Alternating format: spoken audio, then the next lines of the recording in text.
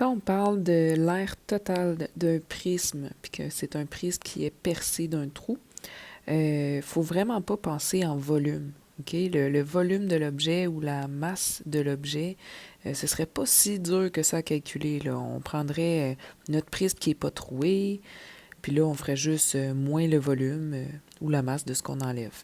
Mais là, ça fonctionne pas comme ça pour l'air. Pour l'air, c'est pas du 3D, c'est en 2D. Il faut prendre le temps d'observer chacune des surfaces visibles de notre prisme.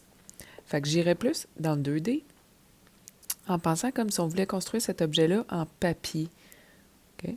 Si je voulais construire cet objet-là en papier, il faudrait que je commence par découper un beau petit pentagone régulier.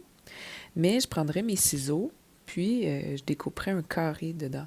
Donc, on ne parle pas de cube, on ne parle pas de prisme, on parle vraiment en 2D. Donc, j'aurais un pentagone en papier.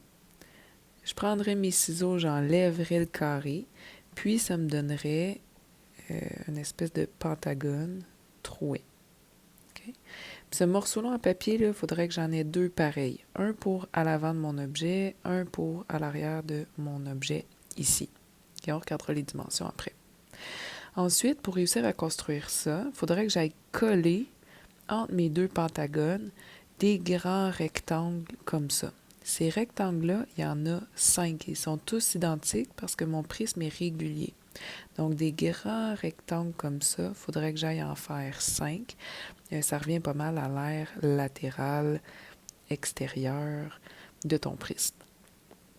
Ensuite, ben là, mon objet, il ne serait pas complet si j'ajoutais pas des rectangles ici en papier.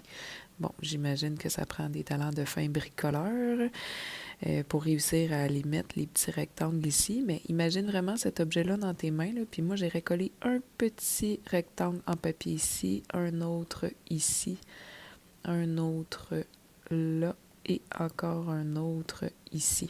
Donc, j'aurais comme des longs rectangles beaucoup plus minces à aller coller à l'intérieur. Puis ceux-là sont tous pareils aussi, puis ça m'en prendrait 4. Ça reviendrait à l'aire latérale intérieure. Fait que si j'additionne tous ces morceaux de papier-là ensemble, fait que les grands rectangles extérieurs, les 4 petits rectangles à l'intérieur et les 2 pentagones troués, bien ça, là, ça me donnerait l'aire totale de mon objet ou la surface en papier 2D complète.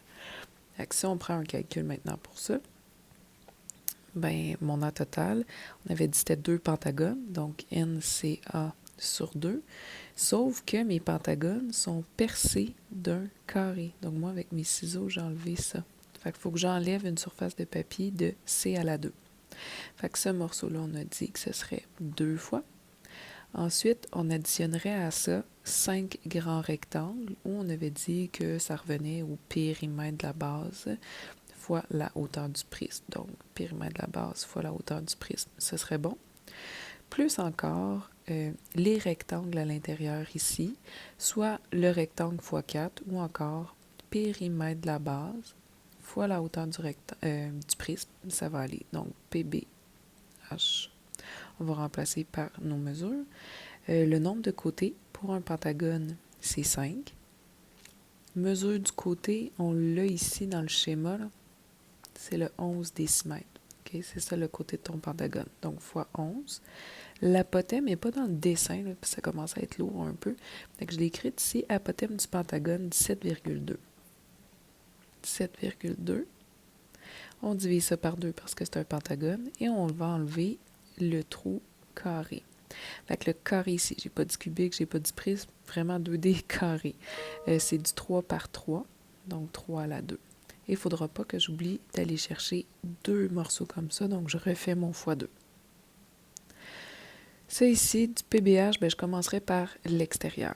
Donc l'extérieur, soit je fais des rectangles de 25 par 11 fois 5, ou 25 par 11, puis après ça, faire x 5, ou je vais faire le périmètre, 5 côtés de 11, ça revient à la même chose, et ensuite, je vais faire x 25.